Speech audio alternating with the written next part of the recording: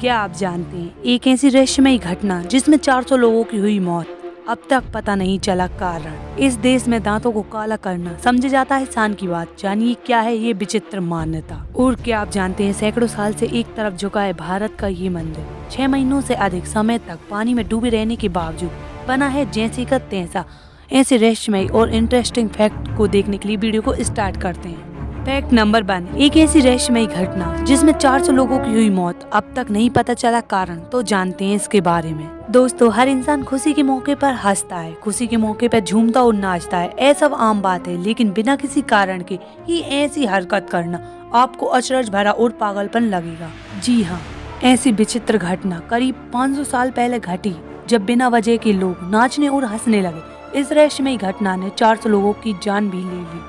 आइए जानते इस रहस्यमयी घटना के बारे में। घटना 518 की है। फ्रांस के स्ट्रासबर्ग में एक युवा लड़की फ्राउ ट्रॉफी रहती थी। एक दिन जब वह अपने घर पर लौटी तब दोपहर के वक्त अचानक उसके पैर हिलने लगे और कुछ ही देर में थिरकने लगी। वह धीरे धीरे फ्राउ ट्रॉफी ने तेजी से डांस करना शुरू कर दिया। उसके थिरकते पांव रुकने का नाम ही नहीं ले रहे थे। फ्राउ ट्रॉफी डांस में इतनी गम हो गई कि उसे होश ही नहीं रहा और वह डांस करते करते घर से बाहर आ गई। वह डांस करते करते सड़क पर पहुंच गई। फ्राउ ट्रॉफी को नाचते देख वहां लोगों की भीड़ इकट्ठा हो गई। फ्राउ ट्रॉफी की इस हरकत को लोग उसे पागल कहने लगे। कुछ लोगों ने तो उसे मिर्गी के दौरे आने की भी बात कही। फ्राउ ट्रॉफी को नाचने की सूचना पाकर उसे घर वाले और रिश्तेदार भी मौके पर पहुंच गए। फ्राउ ट्रॉफी ऐसे नाच रही थी जैसे उसे किसी की भी कोई मतलब नहीं है। इसी के साथ एक और विचलित घटना वहां हुई। फ्राउ ट्रॉफी को रोकने और समझाने पहुंचे उसके रिश्तेदार भी अचानक से डांस करने लगे। कई घंटों तक फ्राउ ट्रॉफी और उसके रिश्तेदार वहां नाचते रहे। घटना की जानकारी पाकर वहां बड़ी संख्या में लोग जुटते गए। तभी अचानक वहां लोगों के मरने का सिलसिला शुरू हो गया। देखते ही देखते वहां नाच रहे 34 लोगों की एक एक करके मौत हो गई। इस रहस्यमयी घटना और बड़ी संख्या में अचानक लोगों की मौत से फ्रांस में सनसनी फैल गई। चिकित्सकों ने जांच पड़ताल के बाद बताया कि सभी की मौत दिल का दौरा पड़ने, सांस नहीं मिलने और अत्यधिक थकान से हुई है। 34 लोगों की मौत के बाद भी अचानक लोगों के नाचने की घटना बंद नहीं हुई। कई दिन तक अलग अलग इलाकों में लोग अचानक नाचने लगते।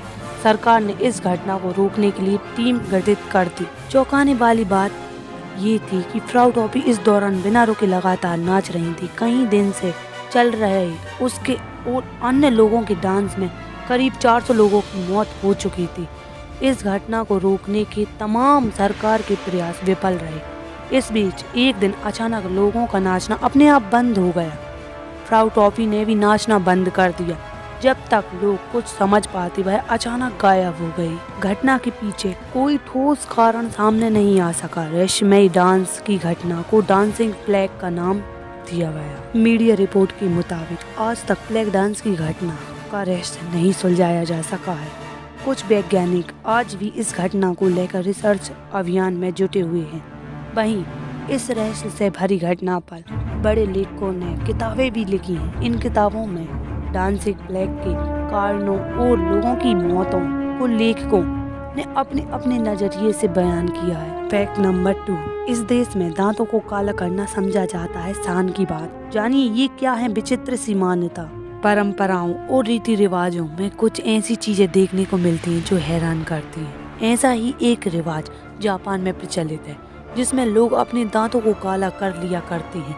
शहरीकरण के दौर में आज भले ही ये खत्म हो चुका है, लेकिन कहीं ना कहीं कुछ लोग आज भी इसका पालन करते हैं। ये प्रथा केवल जापान में ही नहीं, एशिया के कुछ अन्य देशों में भी प्रचलित थी, जिनमें जापान, चीन, थाईलैंड, फिलीपींस, वियतनाम आदि प्रमुख रूप से शामिल है। हालांकि इसकी शुरुआत जापान से हुई। इस रिवाज को साल 794 से लेकर 1185 के बीच हियान पीरियड का बताया जाता है। इसे ओहागुरो मान्यता के नाम से जाना जाता है। क्या है ये प्रथा, तो चलिए जानते हैं। दांतों को काला करने की इस विचित्र प्रथा को पहले यौवनावस्था की दहलीज पर खड़े युवक और युवतियां द्वारा मनाया जाता था। काले दांत इस बात का प्रतीक माने जाते हैं कि लड़कियां जवान हो रही हैं। इसे स्वास्थ्य से भी जोड़कर देखा जाता है। ऐसा माना जाता था कि ऐसा करने से दांतों में कीड़े नहीं लगते और ना ही मसूड़े खराब होते हैं। इसके अलावा उस दौरान दांत काले रखना शान की बात मानी जाती थी। युवक युवतियों के अतिरिक्त नवविवाहित औरतें भी इसका पालन करती थीं। ये लोग चेहरों को ज्यादा सफेद कर लेते थे, जिससे काले दांत दूर से नजर आते थे। प्राचीन काल में जापानी सभ्यता में दांतों को काला करना समझदारी और खूबसूरती की निशानी माना जाता था। इसी वजह से वहाँ के शाही परिवारों के लोग अपने दांतों को हमेशा काला करके रखते थे। इतना ही नहीं, अपने पर्वों, त्योहारों, यहाँ तक कि अंतिम संस्कार जैसे मौके पर भी लोग अपने दांतों को काला कर लेते थे। लगभग खत्म हो चुकी इस परंपरा को जापान में गीसा जिले की महिलाएं कभी कभी आज भी निभाती हैं। कैसे बनाया जाता था दांत काले करने का पदार्थ? तो दोस्तों, दांतों को काला करने के लिए काने मीजू नाम के पदार्थ का इस्तेमाल किया जाता था। इसे लोहे की फीलिंग को सिरका, चाय और चावल के बाइन में मिलाकर बनाया जाता था। इस पदार्थों में मिलने से ऑक्सीकरण होता है, जिससे बाद में काले रंग का लिक्विड प्राप्त होता है। फैक्ट नंबर 3, सैकड़ों साल से एक तरफ झुका है भारत का ये मंदिर। 6 महीने से अधिक समय तक पानी में डूबे रहने के बावजूद बना है जैसे का तैसा। जी हाँ दोस्तों, दुनिया भर में बनी प्राचीन इमारतों की वास्तुकला और अनोखेपन को देखकर आज भी वर्तमान में वास्तुकला विदों को आश्चर्य होता है।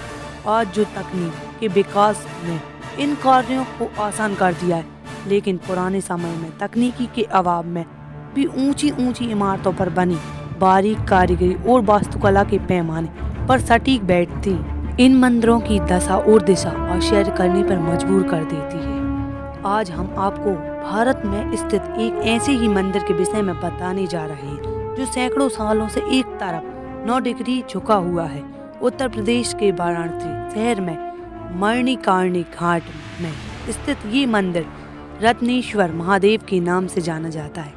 इस मंदिर के अद्भुत वास्तुकला को देखने के लिए दुनिया भर से लोग यहाँ आते हैं। मंदिर का ऐतिहासिक महत्ता के कारण इस मंदिर को पीछा की झुकी हुई मीनार से श्रेष्ठ माना जाता है। यहाँ के निवासी मंदिर को भगवान शंकर का चमत्कार मानते हैं। बता दी कि जहाँ एक ओर वाराणसी के घाट पर स्थित सभी मंदिर ऊपर की तरफ निर्मित हैं, वहीं रत्नेश्वर महादेव का मंदिर मणिकर्णिका घाट के नीचे बना हुआ है। इसमें सबसे अधिक आश्चर्यजनक बात तो ये है कि ये मंदिर गंगा नदी के किनारे स्थित है और हर साल 6 महीनों से भी अधिक समय तक पानी में डूबा रहता है। गंगा में पानी की वृद्धि होने और मंदिर के पानी में डूबे होने की वजह से इस मंदिर में केवल 2-3 महीने ही पूजा हो पाती है। मंदिर को लेकर कई किस्से और कहानियां भी प्रचलित हैं। कुछ लोग इसे काशी कर कहते हैं, तो कुछ लोग के अनुसार किसी ने अपनी माता के ऋण से पूर्ण होने के लिए रत्नेश्वर महादेव का मंदिर का निर्माण कराया था, लेकिन मंदिर के टेढ़ा होने के कारण वो अपनी मां के ऋण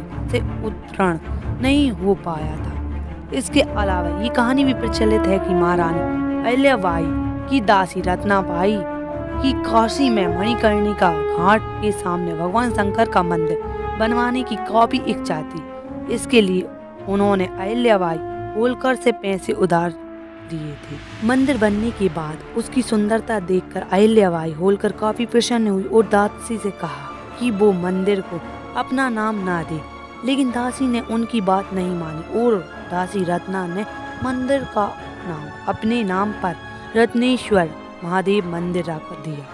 रत्ना की इस बात से अहिल्याबाई होलकर नाराज हो गई और श्राप देते हुए कहा कि मंदिर में पूजा अर्चना बहुत कम हो पाएगी। ऐसी मान्यता है कि यही वजह है कि मंदिर ज्यादातर समय तक पानी में डूबा रहता है। उम्मीद है दोस्तों वीडियो अच्छी लगी तो वीडियो को लाइक करें, चैनल को सब्सक्राइब करें। Thanks for watching, thank you. और कमेंट बताएं रहस्यमयी घटनाओं की वीडियो आपको कैसी लगती है, कौन सा फैक्ट आपको सबसे अच्छा लगा। Thank you guys, thanks for watching.